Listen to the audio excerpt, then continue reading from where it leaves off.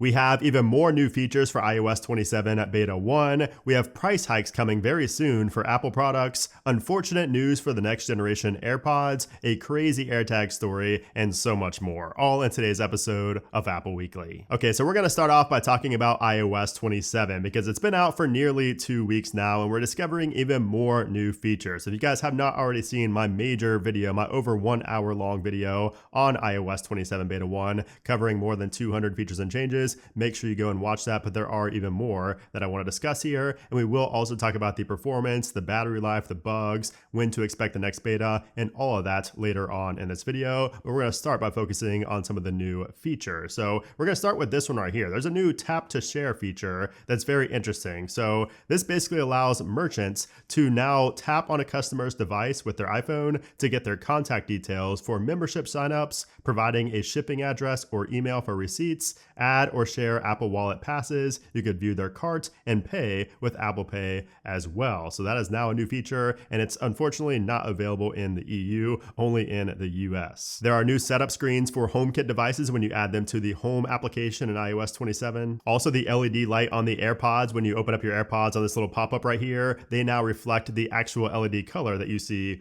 on the AirPods. Small detail, but that has been updated with 27. And here's a cool one that I talked about originally in my 27 Beta 1 video, but I used somebody else's screenshot for it because I was not able to do it myself. But now you could see that when I was on hold, we now get AI predicted times for how long it's actually going to take before somebody picks up your call. So I was on hold here with Delta, and you can see up top with the call prediction here, with the hold assist feature, it now shows 29 minutes until I'm going to be able to pick up, and there's going to be a live agent on the phone. So that's cool. That is new. The whole interface here, you can see the interface looks the same. It's just right up there in the dynamic island now. We now have a prediction for the time before pickup. Now, something else that's pretty cool here in iOS 27 is that you can now redo and undo items on your home screen more than once. So with iOS 26, you were able to shake to undo. That's not new, but if we go ahead and do undo and then we shake again, you can see that you could continue to undo. So you can undo again, or you can redo. So you can see right there, we have redo as well. So before you could only undo one time. Now you can continuously undo, and you can also redo on the home screen, which is really nice, especially when you're doing things like moving widgets around and stuff like that. Now, I think one of the most underrated features in iOS 27 is something so small, but it's such an annoying thing that used to happen to me before, and that is when you're on your lock screen and you're scrolling through your notifications, sometimes your screen would just time out. Like if you have, your lock screen goes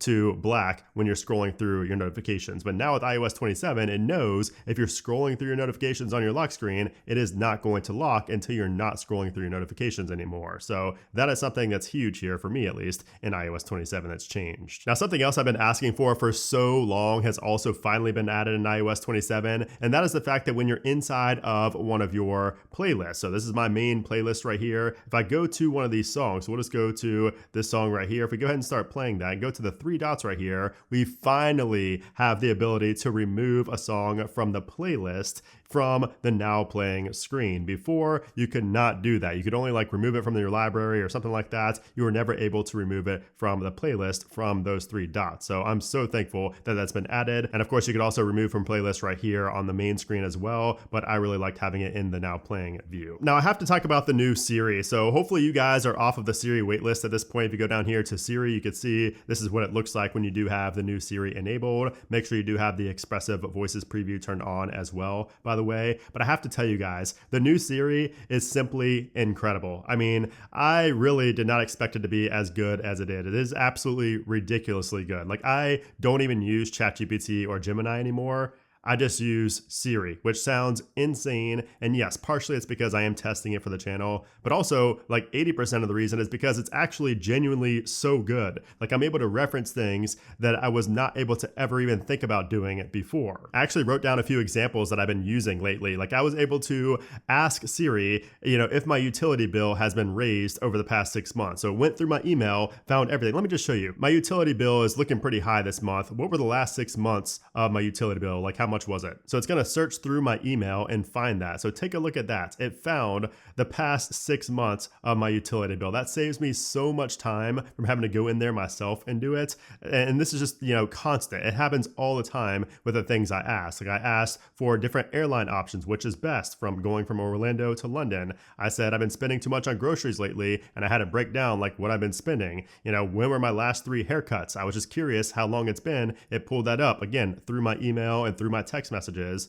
And then it said, or I asked, I stayed in a hotel earlier this year, but I forget the name. Help me find it. And it was able to go through my email and find that receipt from, a while back and tell me the name of that hotel. Like there's just so many amazing things. And that's just using personal context. That's not even talking about the on-screen awareness, which is also great. I just need to make a full video on this. I will eventually, but I've just been very impressed with the new Siri here in iOS 27. Just extremely impressed. So if you have as well, or if you're not impressed, let me know your thoughts down there in the comments. I'm really curious. Oh, and I have to say that if you go into the camera right here and you go into the Siri view, this is also a really great, feature in here. There's a lot of really great additions in here, like the nutrition value. You can scan food and it'll rate it, basically say how good it is on a nutritional scale. That's really cool as well. I have used that a bit. I prefer the Yuka app for more information, but the Siri in the camera is something I thought I would really hate, but I've actually grown to love it quite a bit. You'll also notice if I go into my settings that my indexing has finished. So I shared this over on X or Twitter. You can see that I said after 10 days, my indexing has finally been completed. So yes, it took me 10 days, and ironically, it happened on my main device right here, my 17 Pro, and my test device, my 17 Pro Max, on the same day. So both of them finished after 10 days. So I'm not sure if that's a coincidence or if that's like the sweet spot, but if you're still indexing somehow, please let me know in a comment down below. But thankfully that's been fixed. A lot of people also ask me if that's been affecting performance or battery life. No, after the first couple of days of indexing, it should not be impacting either one of those. And we'll talk more about the performance, the battery life, and when to expect the next beta later on, but let's talk about some other things in the middle of that. So let's talk about Craig Federighi, because he said that Siri will not be your AI girlfriend. So this was in an interview. He was asked basically if you could create an AI boyfriend or girlfriend with the new Siri, and Craig said absolutely not. Siri is meant to help, and Apple did not want to focus on engagement like other AI companies. I just found that to be pretty funny because I'm sure some of you guys out there have already tried doing that. But anyways, let's talk about the EU, because the EU is now kind of clapping back at Apple for not having Siri AI in Europe. So the European Commission fired back at Apple this week, saying that the decision to block Siri AI from the EU is Apple's and Apple's only. And if you're not aware, last week, Apple did say that the new Siri AI features are not going to be coming to the EU at all later this year. And Apple claimed that regulators refused to engage on their proposals, but the EU is saying that Apple never tried to find a complaint solution. They just asked to be completely exempt from their DMA obligations. So super unfortunate news if you are in the EU. Like, you're still going to get iOS 27, of course, but you're going to be missing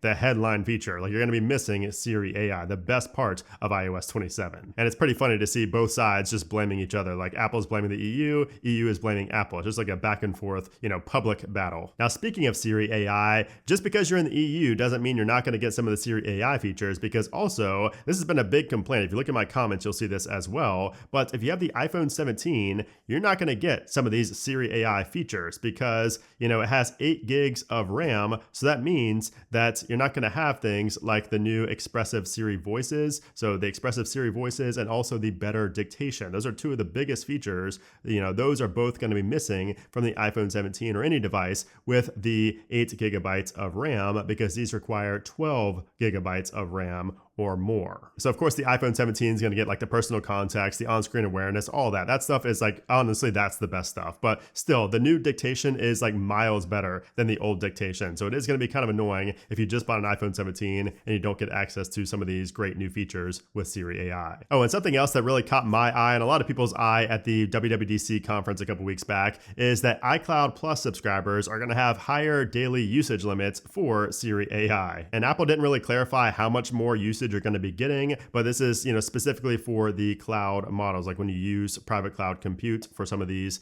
actions that you're performing, just know that if you are an iCloud Plus subscriber, you will be getting more usage credits basically for these on-device models and these cloud models specifically. And Apple is referencing the image generation as like the main thing you'd be using a lot of these tokens for. So if you're doing a lot of image creation and like Image Playground or Genmoji, that's going to be a case where you might eventually hit the limit. Okay, so on the topic of prices, we have to talk about some unfortunate news, and that is that the memory crisis has finally started affecting Apple as of pretty much right now, because we just got news that Apple is going to raise prices due to the memory chip crunch. So this comes from the Wall Street Journal, and they plan to raise prices on its products to offset the surging costs of memory and storage chips. So Tim Cook said this in an interview with the Wall Street Journal: "Unfortunately, price increases are unavoidable. We're doing our best to mitigate the huge increases that are being passed to us, and we've been trying to shield our customers from the increases, but the situation has become unsustainable." Now, Tim Cook did not say exactly what products are going to see the price increase or when we're actually going to see these price increases. However, I would have to assume that since this was done in an interview right now, this is going to be imminent. Like every Apple product from here on out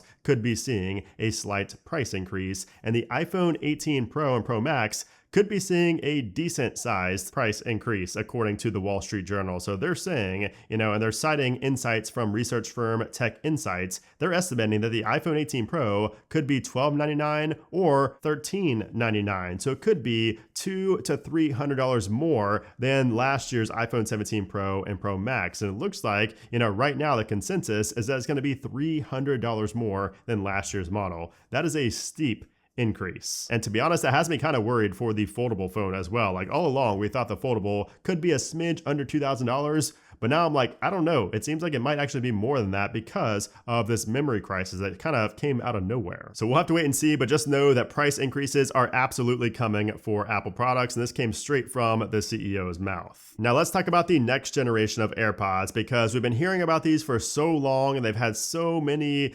speculations about what they're going to be used for and why they're useless and why they're going to be cool. There's just a lot of confusion about these AirPods. And what I'm talking about are the AirPods with cameras inside. So at first, a lot of people were like, why would I need cameras in my AirPods? Like, what am I going to take a picture from the side of me? That doesn't make any sense. But that's not the case. It's actually going to be essentially sensors for visual intelligence on your iPhone. It's going to be like an AI wearable for Apple to be able to detect your surroundings. And the reason I bring this up is because these were expected to be released in 2026. We've been hearing this since last year, and Mark Gurman from Bloomberg has been saying we're going to see these in 2026, but now it looks like those have been delayed until next year in 2027. So Gurman said this: "Apple's upcoming camera-equipped AirPods, a product meant to vault the company into the AI device market, is scheduled to launch in late 2027 as a part of a flurry of new releases. The new AirPods are designed to be Apple's first AI-focused wearable product. The device's computer vision cameras won't be intended to capture photos and video. Instead, they'll act as sensors that feed visual context into Siri.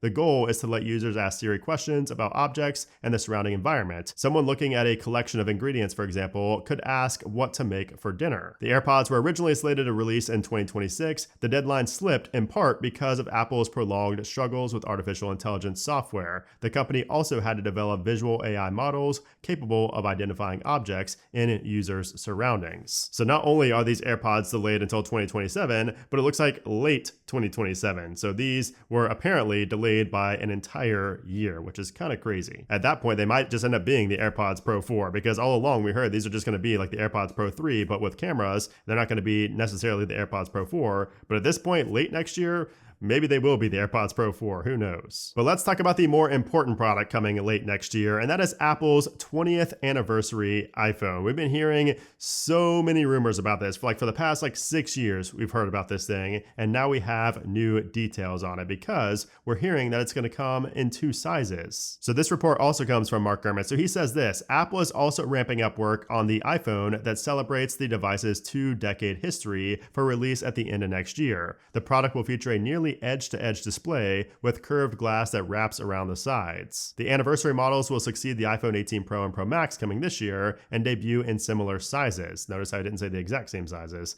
Both the anniversary and second generation foldable models will run on a 2nm A21 chip, internally dubbed Naxos. So yeah, there was speculation at one point that this 20th anniversary iPhone would be like secondary to the other iPhones, like it'd be an upgraded like Ultra model, but now that we have the foldable phone, it does not seem like that's going to be the case. This is just going to be a simple replacement for, the iPhone 18 and 18 Pro. Now, speaking of the iPhone 18 Pro, do you guys remember last year, and really this year as well, with the iPhone 17 Pro and Pro Max, how so many people had issues, especially with the cosmic orange, having like it turned pink, or like sometimes it would peel off, and they were like, why is this made of aluminum if it's just peeling and you could see like the color underneath? And there's like durability issues. Well, now we're hearing that the same thing might be happening with the upcoming iPhone 18 Pro and Pro Max, despite them seeing a price increase. So Fixed Focus Digital over on Weibo said this: Apple's next-gen iPhone 18 Pro series will still feature an aluminum alloy, and the heat dissipation is indeed excellent. However, if you aren't aware of what the iPhone 17 Pro went through, you'd better be careful about paint chipping issues with the new color options. So yeah, we're hearing about the new color options, like the red, for example, like the cherry red. We're hearing that this might have the exact same issues that the 17 Pro and Pro Max had with the paint chipping and kind of being discolored on the side. So just be aware that that could still be happening. Me personally, I've not seen that happen on any of my devices or any of my friends' devices. I've only seen that online, so I cannot imagine it's a super widespread issue, but that is good to know. We're also going to see the iPhone Air 2 next year, and this thing could be pretty interesting. So Mark Gurman said this: Apple is preparing a second generation iPhone Air for spring 2027, so pretty soon.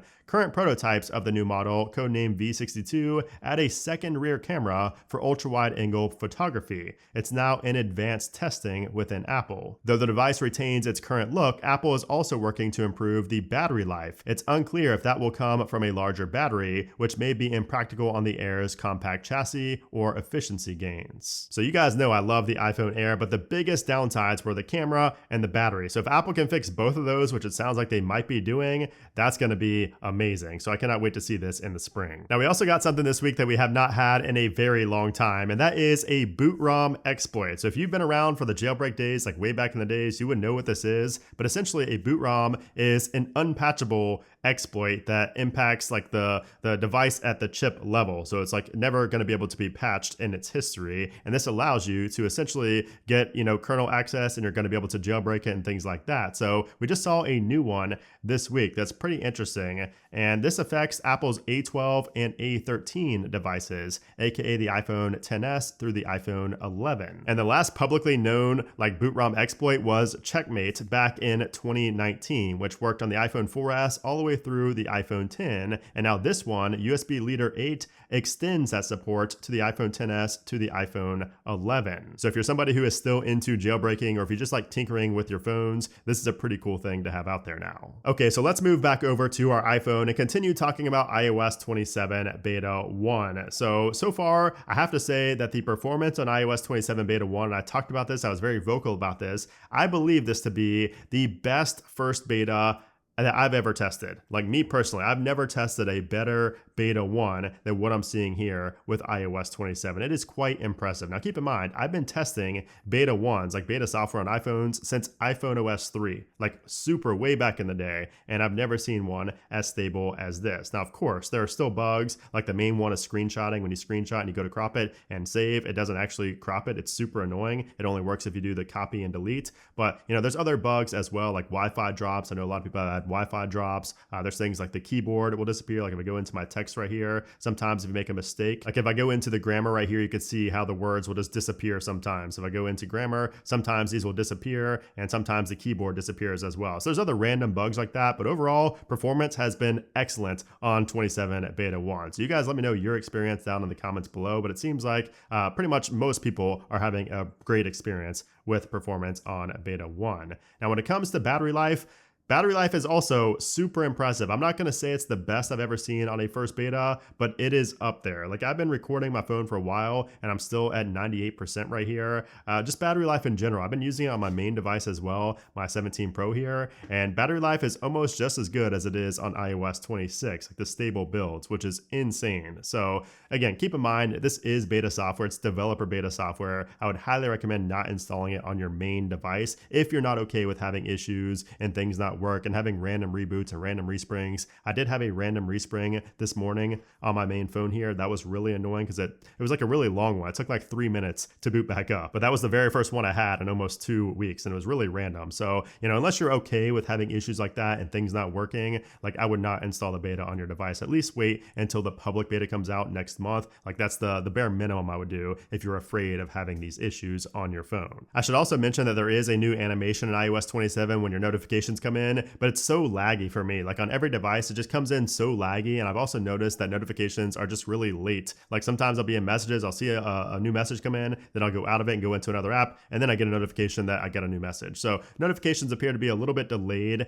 and the animation, the notification coming in, also stutters quite a bit. So it definitely needs some work. But again, this is a first beta. There's going to be a lot of issues, a lot of things that are going to be fixed and refined throughout the beta cycle. Now let's go ahead and talk about what to expect next from Apple. So let's talk about iOS 27 beta 2, because we should be seeing that next week. Yes, we are on a 2-week release schedule right now, so we should be seeing the second beta for iOS 27 next week, most likely right there on June 22nd. So typically it's on a Monday. Apple could release it on a Tuesday. It's always possible, but we should see that in the first half of next week. Again, most likely there on the 22nd. And then after that, we should still continue to be on a 2-week release schedule. So we most likely will not see the next beta until July 6th. So after that 4th of July weekend is when we should see the third beta. Now we should also be seeing the public beta for iOS 27 in July as well. We could be seeing that the week of July 13th. So we'll have to wait and see. Apple will reveal that at a later date, but that is going to be when we have the first public beta for iOS 27. It's likely to come after developer beta 3. And then of course the final release is going to be down here at some point in September, most likely the week of the 14th or the week of the 21st. Apple will reveal that at a later date. Now, for some reason, if you're still on iOS 26, some people are still on iOS 26, believe it or not, especially the betas, we should be seeing new iOS 26 updates pretty soon as well. So we might be seeing 26.5.2 as early as next week. That's just going to be a small bug fix update, and we could be seeing a new 26.6 beta as well, because the latest version right now is 26.5.1, but we do have 26 in beta right now, or 26.6 rather, in beta right now. And then finally, just as tradition, we have another crazy AirTag story, and this one's not even about a person. This is about a tortoise. So this time in Oregon, an 80-pound tortoise named Torque decided it was time for another adventure. So Torque had been living with her owner's parents for years, despite being nearly 24 years old, and it had a bit of history with wandering off. In fact, a few years earlier, somebody accidentally left a gate open and Torque escaped. So her family spent hours searching for her before finally finding her the next morning, hiding in a cow pasture, surrounded by confused cows, after apparently spending an entire night eating blackberries. So after that incident, Torque's veterinarian suggested attaching an AirTag to her shell just in case she ever disappeared again. And that turned out to be a pretty good idea, because last week, Torque somehow managed to escape her enclosure for a second time. But before the AirTag could even alert her owner, something else happened. A nearby resident spotted a giant tortoise wandering around the neighborhood and posted a photo in a local Facebook group. The post immediately caught people's attention because, well, it's not every day that you see an 80-pound tortoise just walking down the street. So even better, several people noticed the bright orange AirTag attached to the tortoise's shell. Meanwhile, Torque's owner had just come inside from watering her yard when her husband casually told her, "Torque's out, somebody posted her on Facebook." And sure enough, she opened up the post and immediately recognized her runaway tortoise. So the woman who found Torque joked that she wasn't sure how she was supposed to verify the real owner if multiple people tried claiming her. But then Torque's owner messaged her and said, "That's my tortoise." And how did she prove it? Well, she told her the tortoise had an orange AirTag attached to its shell. And a short time later, she arrived, somehow lifted the 80-pound tortoise into her vehicle, and brought her safely home. So other than a slightly damaged beak and a broken AirTag, Torque was completely fine. In fact, she even got an upgrade afterwards, because the orange AirTag was replaced with a hot pink one. So that is a funny feel-good story about a tortoise who has an AirTag attached to it. That is definitely